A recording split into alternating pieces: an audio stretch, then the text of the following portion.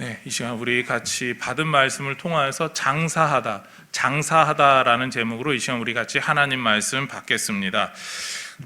예수님께서 제자들과 만찬을 나누시면서 그 이외의 가르침을 주셨습니다. 요한복음에서 상당히 긴 부분 동안 그 이외의 가르침, 그리고 또한 예수님이 하셨던 기도의 시간들, 그리고 또한 예수님께서 잡히시는 모습을 묘사하고 있습니다. 예수님께서 로마 군인과 헤롯의 군인들에 의해 잡히신 다음에 대제사장과 헤롯 왕과 빌라도에 의해서 신문을 받으셨습니다.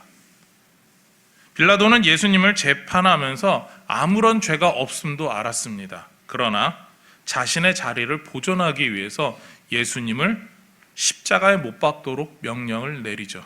그리고 그렇게 재판의 결과를 내립니다. 빌라도는 병사들을 시켜서 채찍으로 예수님을 때리게 했습니다.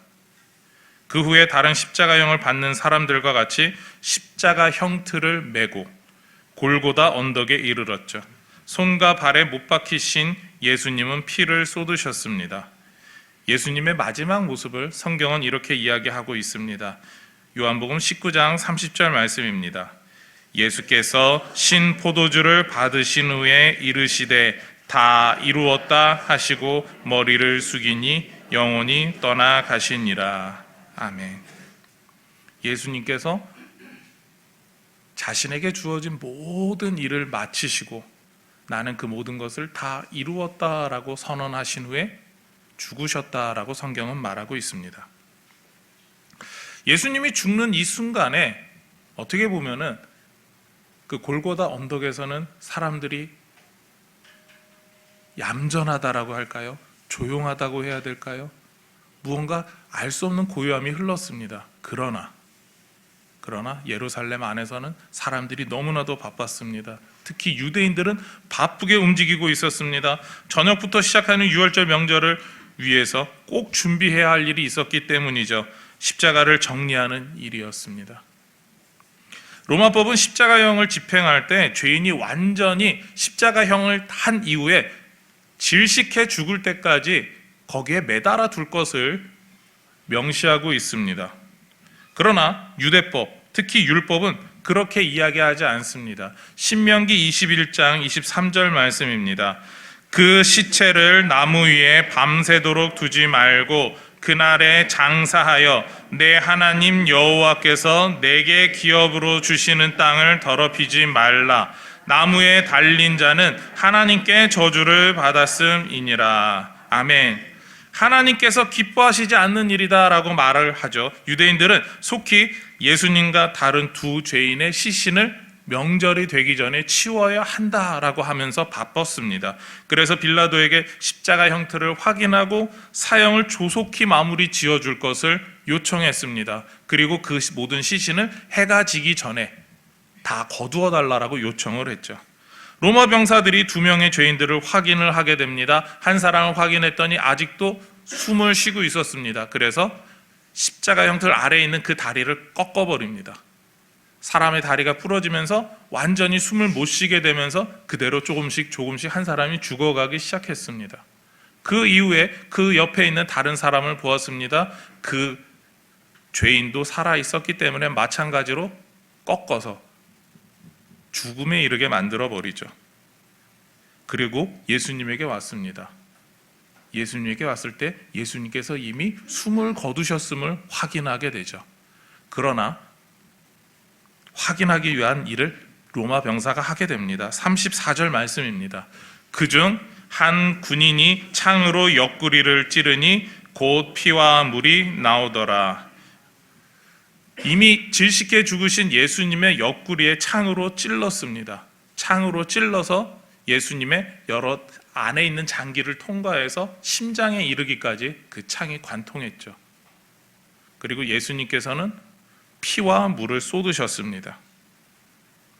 피와 물이 분리되어서 쏟아져 나오기 시작했다라고 하는 이 사실에는 의학적으로 좀 중요한 사실이 있습니다.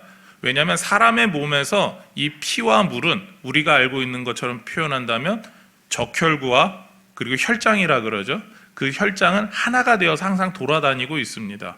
우리가 뭐 헌혈할 때 전혈로 합니까? 아니면 성분 헌혈로 합니까? 할 때 우리는 그때 우리 몸속에 있는 물이 좀 구별되는 것을 따로 빠져나가는 것을 확인할 수가 있습니다. 그런데 사람이 죽었을 때 사람이 죽게 되면 몸에 있는 이 적혈구와 그리고 혈장이 분리가 된다라고 합니다. 그냥 의학적 소견이 없는 사람들이 보게 되면 피와 물이 분리가 되었다라고 하는 그런 현상이 일어나게 되죠. 그러니까 예수님이 완전히 이미 죽으셨다라고 하는 증거였습니다. 로마 군인은 예수님의 다리를 꺾지 않았습니다. 이미 죽은 사람이기 때문에, 완전하게 죽었기 때문에 그냥 시신만 걷어들이면 되는 거였죠. 확인까지 했기 때문에 더 무슨 다른 말 할 수가 있겠습니까? 로마 군인은 사형을 집행하는 사람이었기 때문에 이 일을 너무나도 잘 알고 있었습니다. 예수님께서 죽으셨음을 확인했을 때 한 사람이 빌라도를 찾아옵니다. 이 사람은 공회의 회원이며 엄청난 부자였습니다. 바로 아리마대 요셉이죠. 요셉은 예수님의 시신을 자신이 가져다가 장사를 지내겠다라는 이야기를 빌라도에게 하게 됩니다. 예수님의 시신을 가져가겠다는 말에 빌라도가 기분이 나쁘면 그 자리에서 죽임을 당할 수도 있었다라고 이야기를 하죠. 또는 유대인들에게 그 사실이 알려질 수밖에 없는 상황입니다. 유대인들에게 알려진다면 어떻게 되겠습니까? 공회의 회원이라고 해도, 산헤드린 공회의 그 몇 명 없는 회원이라고 해도 더 이상 그 산헤드린 공회의 회원 자격을 유지할 수 없게 됩니다. 우리나라식으로 이야기를 하면 국회의원의 그 배지를 반납해야 되는 상황입니다. 더 나아가서 사회적으로 매장당할 수 있습니다. 마지막으로는 유대 공동체에서 쫓겨날 수 있습니다. 그 모든 걸 감수하고서 아리마대 사람 요셉이 예수님의 시신을 내가 처리하겠다, 달라라고 이야기를 하죠. 또 우리가 여기서 하나 더 생각해야 될 것이 있습니다. 바로 다음 날이 유월절입니다. 다른 유대인들, 그러니까 대제사장들과 여러 사람들은 부정하게 될까 봐, 조금 더 이야기를 하면 자신들이 유월절 여러 가지 음식을 먹어야 되는데 하나님 앞에 기념하는 그 유월절을 온전히 지키지 못할까 봐 법정에도 들어가지 않았습니다.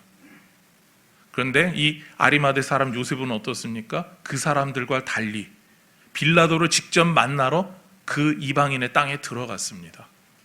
그리고 예수님의 시신을 직접 그가 들고 왔다라고 밖에 생각이 되지 않습니다.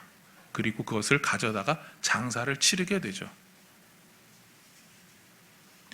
한번 생각해 보시기 바랍니다. 이렇게 거국적으로 거룩하게 표현했지만 예수님이 살아서 열심히 복음을 증거하고 다니실 때 아리마대 사람 요셉은 절대로 예수님의 제자라고 다른 사람들에게 이야기하지 않았습니다. 유대인들을 무서워 숨어 다녔던 사람이죠. 그런 요셉이 예수님의 시신을 찾기 위해서 빌라도를 만났습니다. 이제는 자신이 예수님의 제자다라고 하는 걸 드러내겠다라는 거죠. 모든 손해를 감수하고서라도 자신은 예수님을 배반하지 않겠습니다라고 하는 거룩한 결심을 보였습니다. 또 다른 사람이 나도 예수님의 제자다라고 하면서 나타났습니다. 바로 니고데모죠. 예수님께 영생이 무엇입니까? 영생을 얻고 싶습니다라고 밤에 찾아와서 물어봤던 니고데모는 예수님의 장례를 위해서 몰약과 침향 섞인 것을 100리트라쯤 가지고 왔습니다. 이 100리트라를 우리가 쓰는 단위로 환산하면 약 33 혹은 34kg 정도 되는 향료품이라고 생각하시면 되겠습니다. 그 향품을 가지고 예수님을 장사 치르기 위해서 왔습니다. 이 향품을 넣다 보면은 니고데모조차도 유월절 음식을 먹지 못할 정도로 부정하게 됩니다. 시신을 가까이 했기 때문이죠. 그럼에도 니고데모가 백성들의 존경을 받는 선생이면서도 그 자리에 왔습니다. 그리고 두 사람이 예수님의 장례를 치르게 되죠. 예수님의 12제자는 예수님의 시신에 대해 그리고 장례의 일에 아무 일도 하지 못했습니다. 그러나 아리마대 요셉과 니고데모는 예수님의 장례를 직접 준비했고 그 모든 과정을 하나하나 전부 다 관여했죠. 게다가 요셉은 자신이 사용하기 위해서 준비해둔 새 무덤을 예수님의 장례를 위해서 사용했습니다. 오늘 우리가 받은 요한복음 19장은 예수님께서 빌라도에게 재판받으시고 십자가에서 죽으시고 장례가 진행되는 모든 과정을 묘사하고 있습니다. 전 과정을 묘사하면서 반복되는 표현이 하나 있습니다. 오늘 우리가 읽지는 않았지만 19장 초반부터 나오는 표현이 하나 있는데요. 그것은 바로 이날은 준비일이라는 말입니다. 화면을 통해 성경의 표현 한번 찾아보겠습니다. 14절에 보게 되면 이날은 유월절의 준비일이요. 31절을 보게 되면 이날은 준비일이라. 42절을 보게 되면 이날은 유대인의 준비일이요. 19장 전체를 통해서 3번 반복되고 있습니다. 사도 요한은 3번 반복하면서 이날은 준비일이다, 이것을 강조하고 있죠. 특별히 사도 요한이 3번 반복하는 것, 그렇게 표현함으로써 강조했던 사실들이 우리는 요한복음 읽으면서 여러 번 확인하게 되는데, 어쩌면 요한이 이 사실이 좀 중요한 겁니다라고 하는 걸 우리에게 보여주고 있습니다. 그렇다면 요한이 말하는 준비일은 무엇을 위한 준비일까요? 준비일이라고 하는 말은 헬라어로 파라스케라고 합니다. 광야에서 이스라엘 백성들이 안식일을 처음으로 하나님 앞에 배웠습니다. 그리고 나서 하나님께서는 이야기를 해주시죠. 너희가 6일 동안은 내가 주는 만나를 거두어다가 그것으로 떡도 해먹고 밥도 해먹어라 라고 알려주셨습니다. 그리고 마지막 6일째는 안식일 분량까지 해서 이틀치를 거두어야 한다라고 설명해 주셨죠. 사람들이 그렇게 했습니다. 첫 번째 주에는 제대로 못했습니다. 어떤 사람들은 다음날 혹시 하나님이 안 주실까 봐 조금 많이 가져간 사람도 있었습니다. 그렇게 많이 가져간 사람들에게 하나님께서 그 다음날 썩게 만들고 벌레가 꼬이게 하셨습니다. 그 사막에서, 황무지에서 그 벌레가 어디서 쉽게 나올 수 있겠습니까? 하나님이 내리신 심판의 결과라는 거죠. 그것이 하나하나 정착되면서 이제 안식일에 이틀치를 못 걷어간 사람들이 있었습니다. 하나님은 그것을 꼭 가져가야 된다라고 다시 강조하셨죠. 그리고 나서 백성들이 마지막 6일째는 안식일을 준비하기 위해서 이틀치를 거두어 드리게 되었습니다. 그리고 하나님께서는 불도 피우는 걸 원하시지 않았기 때문에 그들은 그 다음날 먹을 음식을 미리 준비했습니다. 이것이 바로 준비일의 모습입니다. 그러니까 안식일을 거룩하고 하나님 앞에 안식하며 보내기 위해서 준비하는 그날, 오늘날로 이야기하면 바로 안식일 전날, 그리고 우리가 사용하는 요일로는 금요일이 되겠죠. 금요일에 열심히 준비일로 안식일을 위해서 모든 음식까지도 다 준비하는 겁니다. 안식일에 온전히 하나님께 예배하며, 그리고 다른 음식 같은 것도 안 만들고 그냥 준비된 걸로 통해서 먹기 위해서죠. 요즘은 그렇게까지 하시는 분들이 없는데, 제가 어렸을 때 이제 모교에 이제 원로 목사님이 되셨는데, 그 담임 목사님께서는 항상 토요일이 되면은 설교를 다 완성해 놓고 이제 그러면은 사무실에 이제 간사하셨던 분이 모든 설교 원고를 쳐서 드립니다. 그리고 나면 그거를 다시 한번 다 확인해 보시고 훑어 보신 다음에, 그리고 나서 꼭 들리시는 곳이 있었습니다. 바로 빵집입니다.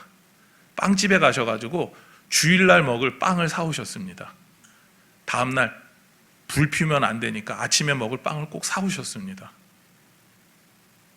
그러니까 우리가 생각했을 때 뭐 그렇게까지 하셨을까라고 하지만, 그게 목사님이 항상 있는 토요일마다 행하시는 그런 일정이셨습니다.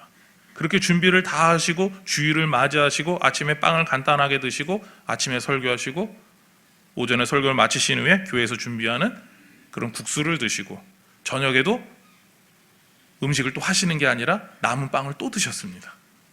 그게 그 목사님의 모습이었습니다. 이게 바로 준비일에 오늘날 많은 사람들이 적용해왔던 모습이기도 하죠. 이러한, 어떻게 보면 이 준비일이다라고 하는 건 하나님께 더욱더 집중하기 위해서, 그리고 그 다음날 안식일을 온전히 하나님과 교제하는 시간을 쓰기 위해서 사용하는 날이 준비일입니다. 그런데 이런 준비일 앞에 조금 특별한 표현이 하나 사용되고 있습니다. 31절 앞부분인데요. 우리 화면을 보고 같이 읽겠습니다. 이날은 준비일이라 유대인들은 그 안식일이 큰 날이므로. 예수님께서 십자가에 달리신 준비일은 유월절을 위한 준비일이다라고 이야기를 하고 있습니다. 특별한 준비일이라고 유대인들은 이미 책정해 놓고 있는 날이었습니다. 1년에 한 번 유월절 전 준비일은 가장 특별한 날인데, 왜냐하면 유월절 어린 양을 준비하는 날이었기 때문입니다. 미리 대략 월요일 그때쯤 되어서 유월절 어린 양을 준비를 합니다. 미리 준비해서 기다리고 있죠. 그리고 살아있는 양을 데리고 있다가 유월절 아침에 혹은 점심 무렵쯤에 이 유월절 양을 잡습니다. 그리고 피를 빼고 그것을 저녁에 식구들이 같이 구워 먹을 준비를 하게 됩니다. 무교병을 굽습니다. 그것이 이 준비일에, 유월절 준비일에 하는 일들이었습니다. 그러면서 유월절에서 이런 것들을 기념했죠. 문설주에 발린 어린 양의 피로 장자가 죽음 당하지 않았음을 상기하게 됩니다. 게다가 애굽에서 이스라엘 백성들이 해방되었음을 기념하죠. 이것이 유월절에게 의미가 있었기 때문에 이 준비하는 날은 너무나도 뜻깊은 날이었습니다. 하나님께서 이 밤에 애굽의 장자를 다 죽이고 우리를 애굽에서 해방시켰어. 그것을 기념하고 있었던 것이죠. 이 모든 일을 생각할 때 유월절 준비일은 잘 준비되어야 됐고, 제대로 준비되어야 됐고, 온전히 집중해야 됐으며, 그리고 또한 그 모든 준비하는 과정이 기쁜 일이었고 행복한 일이었습니다. 우리 한번 명절을 한번 생각해 보시기 바랍니다. 요즘은 많이 그렇게 안 하지만 명절을 준비할 때 만두를 빚고 전도 부치고 떡도 만들고 나무를 묻혔습니다. 요즘 그렇게 안 하시죠? 요즘 그냥 시장 가거나 아니면은 그냥 인터넷 같은 데로 미리 주문해 놓으면 날짜 맞춰 다 배달이 되니까 그렇게 준비를 어쨌거나 하기는 해야 합니다. 준비를 안 하고 명절을 맞이할 수가 없죠, 우리도. 이스라엘 백성들의 가장 큰 준비는 바로 그런 양을 준비하는 거였습니다. 하나님 앞에서 하나님이 주신 구원의 기쁨을, 하나님께서 주신 그 승리의 기쁨을, 그리고 또한 무엇보다도 하나님이 직접 우리와 함께 하신 걸 보여주셨던 그 특별한 날을 생각해야 되기 때문에 너무 귀하고 중요한 날, 그것이 바로 유월절 전날인 준비일이었습니다. 요한은 이런 준비일임을 3번이나 말하고 있죠. 3번이나 반복해서 말하면 정말 중요한 사건이다, 우리가 이것을 기억해야 된다라고 말하고 있습니다. 유월절이니까 기억해야 된다? 이게 아닙니다. 왜냐하면 유월절 준비일에 예수님께서 십자가에서 죽으셨다, 그리고 예수님께서 죽으신 이 십자가에 특별한 의미가 있다, 이 이야기를 하고 싶기 때문이죠. 세상 죄를 짊어지신 하나님의 어린 양 예수께서 유월절에 나무에 달려서 하나님의 저주를 우리 대신 받으시고 피를 쏟으며 물을 쏟아내셨기 때문에 우리는 유월절 전 준비일을 기억해야 한다라고 말하고 있습니다. 그래서 요한은 이날은 준비일이다, 이날은 준비일이다, 유월절 전 준비일이다, 그 이야기를 하고 있습니다. 명절을 준비하는 날이기도 하지만 예수님이 십자가에서 죽으시는 날, 다시 표현한다면 예수님께서 십자가에서 죽으심으로 말미암아 저와 여러분에게, 그리고 이 요한복음을 직접 받고 있는 모든 초대교회 성도들에게 예수님의 십자가 구원이 선포되는 때다라고 하는 걸 강조하고 있습니다. 하나님께서 또한 그 모든 선포를 하기 위해서 마지막 구원의 선포를 위해서 준비하는 날이다라고 이야기하고 있습니다. 왜냐하면 예수님이 유월절 전날 준비일에 십자가에서 죽으시고 유월절 보내시고 그 다음날 새벽에 부활하시기 때문입니다. 그러니까 예수님의 부활을 준비하는 그 시기이기 때문에, 그 때이기 때문에, 그리고 영원한 하나님의 구원이 선포되는 것을 기다리는 때이기 때문에 그것이 중요하다라고 말합니다.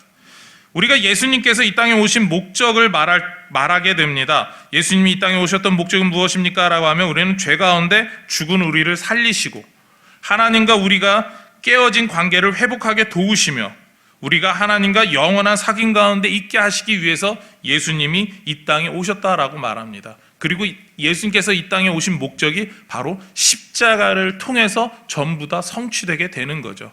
그리고 그 성취됨이 확실하게 이제 우리에게 적용된다. 그것은 바로 부활을 통해서 우리에게 확증하시고 증거하시고 깨닫게 하시는 겁니다. 그렇기 때문에 이 준비일이라고 하는 날은 우리에게 있어서 구원의 시작이며 구원의 선포의 날이며 하나님께서 우리에게 주시는 승리의 날입니다. 예수님은 모든 구원의 이야기를 준비하셨습니다. 온 인류에 위한 구원을. 그리고 준비일에 어린 양으로 피를 흘리시며 죽으셨죠. 이렇게 죽으신 예수님께서는 죽음의 권능을 깨뜨리고 부활하시기 때문에 요한복음 19장에서 이야기하고 있는 이 준비일은 구원을 위한 요한의 선포입니다. 그리고 그것이 요한 자신의 이야기가 아니라 하나님이 구약에서부터 이미 준비하셨던 우리를 향한 이야기이다. 구원의 메시지다 라고 하는 걸 외치고 있는 겁니다. 우리는 처음에 오늘 말씀을 나누면서 두 사람을 보았습니다. 아리마대 사람 요셉과 니고데모를 보았습니다. 이 두 사람은 예수님의 장례일을 다 준비하였죠. 이 두 사람은 준비일에 조금 이렇게 표현하면 좋을 것 같습니다. 우리의 구원을 위한 그 준비일에 예수님의 장례를 전부 다 치렀던 사람들입니다. 예수님의 구원을 믿었던 사람들이다라고, 예수님께서 부활하실 것이라고 믿었던 사람이라고 표현도 할 수 있을 겁니다. 그런데 니고데모가 준비했던 그 몰약과 침향 섞은 것이 100리트라쯤 된다라고 이야기를 성경에선 하고 있습니다. 그 정도 양이면 구약시대 때 왕들이 장례를 치르기 위해서 준비했던 양과 흡사하다라고 신학자들은 이야기를 합니다. 그러니까 단순하게 니고데모가 조금 많이 준비했어요 라고 하는 게 아니라 니고데모는 예수님을 왕으로 인정하고 선포하기 위해서 그만큼 많은 양의 34kg, 33kg 정도나 되는 향품을 가지고 왔습니다.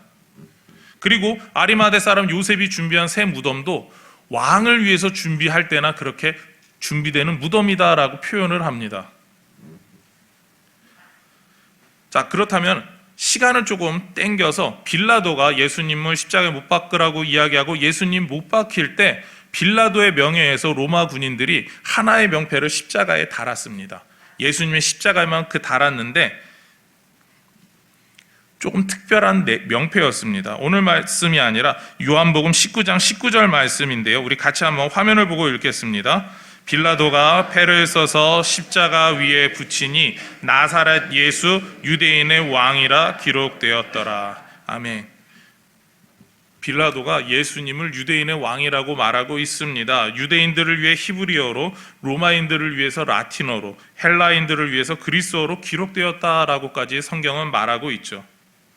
예수님의 십자가를 볼 수 있는 사람 전부가 예수님이 유대인의 왕이다라고 빌라도가 이야기하고 있습니다. 게다가 유대인의 반발에도 빌라도는 이렇게 말하죠. 19장 22절 말씀입니다. 빌라도가 대답하되 내가 쓸 것을 썼다 하니라.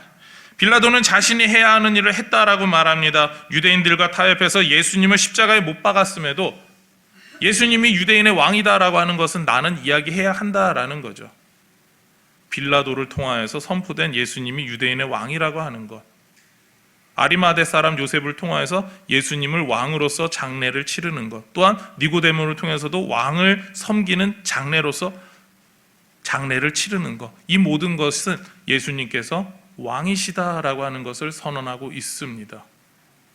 오늘 준비일이 예수님이 우리를 향한 구원을 준비하는 날이라고 했지만 이 왕으로서 예수님이 죽으셨다라고 하는 말에는 예수님이 부활하실 것을 왕으로서 다시 나타나실 것을 준비하는 날이다라고 하는 의미도 포함되어 있습니다. 그러니까 예수님께서 우리의 구원을 위해서 그리고 우리의 왕이 되시기 위해서 십자가에서 죽으셨습니다라고 이야기하는 것, 바로 요한이 3번 강조한 이날은 준비일이다에 담겨있는 의미라고 볼 수 있죠. 오늘 우리는 예수님의 장사되시는 모습을 보았습니다. 그리고 그 장사되시는 모습 가운데 사도 요한은 이날은 준비일이야. 이날은 준비일이야. 우리의 구원을 위해서 준비된 날이고 예수님이 왕으로서 완벽하게 선포되기 위한 날이야. 그 이야기를 강조하고 있습니다. 6월절이 이스라엘 백성들이 애국으로부터 해방됨을 기념하는 날이었고 그것을 생각하는 날이었다면, 이제 신약에 와서 예수님이 새롭게 6월절에 더하신 의미는 우리의 구원의 날이며 우리의 진정한 왕이신 예수님이 이 땅 가운데 오셨음을 선포하는 날이 되었습니다. 그렇기 때문에 요한이 강조한 이 준비일은 우리의 진정한 구원, 우리의 영원한 왕이 누구이신가를 알게 하는 말입니다. 저와 여러분이 이렇게 우리에게 모든 것을 주시기 위해서 미리 구약시대에서부터 준비하시고, 그리고 또한 그 모든 것이 선하게 이루어지도록 한 그 하나님의 사랑을 깨달으시기를 원합니다. 오늘 6월절의 준비를 통해서 예수님께서 하나님의 어린 양으로 죽으신 구원자이며 이 세상을 위한 우리의 왕이심을 보았습니다. 그 예수님께서 저와 여러분에게 오셨습니다. 이 예수님을 우리의 구원자이시며 왕으로 날마다 받으시기를 소망합니다. 이 세상에서 살아가시는 동안 오직 주님만 바라보며 주님께만 영광 돌리시는 우리 모든 인천중앙의 성도가 되시기를 소망하며 축원합니다. 아멘. 기도하시겠습니다. 하나님 감사합니다. 예수님의 죽으심을 통하여서, 예수님께서 고난받으심을 통하여서, 또한 이날은 준비일이다라고 하는 그 선언 속에서 우리의 구원의 날이며 우리의 왕으로 오신 예수님을 생각하는 날임을 깨닫게 해 주셨습니다. 아버지 하나님, 우리가 그러한 놀라운 주님의 그 사랑을, 주님의 은혜를 우리를 위해 베풀어 주신 그 모든 역사를 날마다 기억하게 하여 주시옵소서. 이 모든 것 예수님의 이름으로 기도드립니다. 아멘. 교회 소식 전합니다. 돌아오는 주일은 전도의 주일로 드립니다. 그리고 또한 돌아오는 주일 오후 예배는 교육위원회 헌신 예배로 드리게 됩니다. 새성전 건축을 위한 전교인 매일 기도회가 매일 오전 9시부터 오후 9시까지 203호에서 진행 중입니다. 대상자들께서는 정해진 날짜에 기도해 주시기 바랍니다. 황해노회 제208회 정기노회 전 인천 동시차례가 내일 13일 오후 5시에 우리 교회 지하 분당에서 있습니다. 기억해 주시기 바랍니다. 그리고 또한 기도해 주시기를 부탁드립니다. 학습 입교 세례 문답 교육이 있습니다. 교육은 1, 2차 모두 참석해야 합니다. 교육일은 3월 22일 토요일, 29일 토요일 오후 4시이며 장소는 각 지정 장소에서 진행하게 됩니다. 학습 입교 세례식은 4월 6일 주일 3부 예배 시에 있습니다. 우리 결혼 안내입니다. 오동근 집사님, 장순석 권사님 장녀 예림양과 이원혁 군의 결혼식이 3월 15일 토요일 오후 12시 30분에 있습니다. 장소는 노블 발렌티 대치점이며 교회에서 10시에 출발합니다. 버스는 구성전 별관 앞에서 출발함을 기억하시고 함께 하실 분들은 참고해 주시기 바랍니다. 또한 2호선 삼성역 3번 출구 앞에서 셔틀버스가 운행된다라고 이야기를 합니다. 또 손인미 집사님 장남 김영재 군과 박수지 양의 결혼식이 똑같이 3월 15일 토요일 날 오전 11시 관악구에 있는 그레이스 파티에서 있습니다. 함께 하시고 또한 축하해 주시기를 부탁드립니다. 우리 별세하신 분이 있습니다. 주보 외에 추가 광고인데요. 우리 162구역 이재욱 성도님의 남편이신 김기만님께서 별세하셨습니다. 발인은 내일 3월 13일 오전 6시 20분이고 장지는 인천가족공원입니다. 함께 위로하실 수 있는 분들은 우리 이재욱 성도님 위로해 주시기를 부탁드립니다. 우리 52주 성구 10주차 예레미야 15장 16절 말씀 같이 읽겠습니다. 만군의 하나님 여호와시여, 나는 주의 이름으로 일컬음을 받는 자라. 내가 주의 말씀을 얻어먹었사오니 주의 말씀은 내게 기쁨과 내 마음의 즐거움이오나. 아멘. 헌금위에서 기도하겠습니다. 하나님 감사합니다. 오늘 주님의 놀라우신 은혜 가운데 우리가 함께 예배할 수 있게 하신 감사합니다. 이렇게 예배하면서 하나님 앞에 감사함으로 예물 드린 감사의 모든 마음을 표현한 우리 성도님들 있습니다. 아버지 하나님, 한 분 한 분의 모든 기도의 제목 가운데, 감사의 제목 가운데 주님께서 복 내려주시고 이 감사 가운데 하나님이 주시는 평화와 행복이 넘치게 하여 주시옵소서. 그래서 날마다 이 감사의 제목이 계속해서 넘쳐나게 하여 주시고 하나님 앞에 평생 감사하며 살아갈 수 있는 은혜를 누리게 하여 주시옵소서. 이 모든 것 예수님의 이름으로 기도드립니다. 아멘.